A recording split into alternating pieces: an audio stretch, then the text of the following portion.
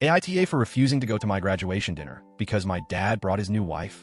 I, 18F, just graduated high school last weekend, and what should have been one of the happiest days of my life turned into a mess that I'm still trying to process. I need some outside perspective because my dad and part of his family are calling me selfish, and now I'm starting to wonder if they're right. So, here's what happened. This year has been a whirlwind for me. I pushed myself harder than ever to finish school with honors, applied to multiple universities, got accepted into my top choice, and even secured a small scholarship. I'm the first in my family to graduate high school with honors and go straight to university, and I was honestly proud of myself. It might not sound like a big deal to some people, but to me, it was huge. I didn't want a party, or gifts, or a big celebration. All I asked for was a quiet family dinner after the ceremony. Nothing extravagant, just my mom, my dad, and my younger brother, 16M. That's it. One peaceful evening where we could all sit at the same table, eat a meal, and celebrate this milestone together. Here's where it gets complicated. My parents are divorced, and not the amicably co-parenting kind. It was a really painful, messy split. My mom found out that my dad had been cheating. The details were fuzzy, but everyone kind of knew that his now wife, Kim, was already in the picture before the divorce was final. My mom never tried to poison us against him, but I remember nights where she cried in the kitchen when she thought we were asleep. The betrayal really broke her. That said, both of my parents have made efforts to keep it civil for my brother and me. They show up to school events without drama, smile for pictures, even sit near each other sometimes. It's awkward, sure, but manageable. So when I asked them to have dinner together after my graduation, it didn't feel like too much. The one thing I specifically asked for, pleaded for, really was that Kim not come. I wasn't trying to be petty. I wasn't asking to exclude her from my life forever. I just wanted one night where my mom didn't have to sit across from the woman she believes contributed to the end of her marriage. One night for her to hold her head up without gritting her teeth. When I spoke to my dad about it, he didn't seem thrilled, but he nodded and said he understood. That it was my night, and he wouldn't make it harder. I believed him. Graduation day itself was amazing.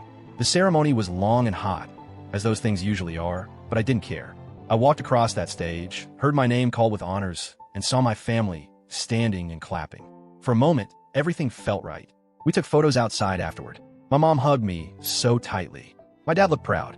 My little brother kept pretending not to cry, which was kind of adorable. It felt like just for that day, everyone could be on the same team. Then came dinner. I had made a reservation at a nice restaurant. Not fancy, but cozy and special. Something we could all enjoy.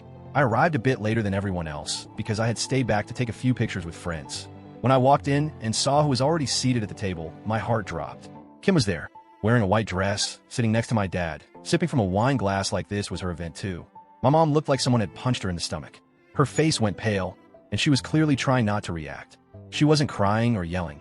She just looked stunned and so small. My little brother gave me this look like, please don't explode. But I didn't need to explode.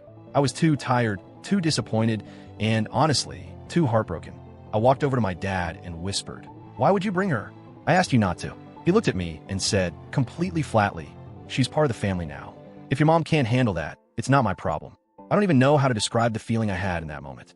Like I wasn't a person to him anymore, just a stage for him to prove some point about Kim. He didn't care that it was my graduation. He didn't care that my mom was clearly in pain. He cared about making sure his new wife didn't feel left out, even if that meant trampling the one boundary I'd set. I looked at my mom, who gave me a small, tight smile that said, "It's okay, let's just get through this." And that almost broke me more, because she was willing to swallow her pride for me, and my dad wasn't. So I turned around and left, quietly. No yelling, no scene. I just walked out of the restaurant, ordered an Uber, and went straight to my best friend's house. When I got there, I went straight to her room and cried. Not the soft kind of crying, like full-on, ugly sobbing. I didn't even eat dinner. I just wanted to disappear. Later that night, I got a text from my dad.